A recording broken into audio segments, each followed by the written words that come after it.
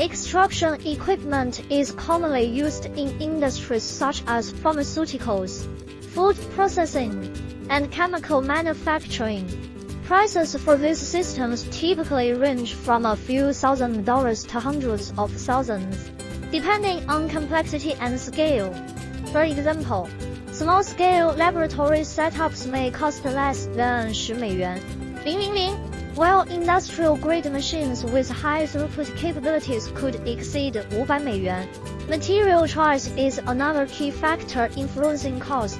Stainless steel is often preferred due to its durability and resistance to corrosion, but it comes at a premium compared to other metals.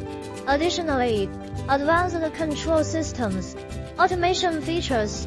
It's also worth noting that purchasing extraction equipment involves more than just the initial investment. Buyers must account for installation costs, maintenance needs. Ultimately, businesses should focus not only on upfront pricing, but also on long-term value when selecting extraction equipment. Evaluating return on investment (ROI), operational efficiency gains,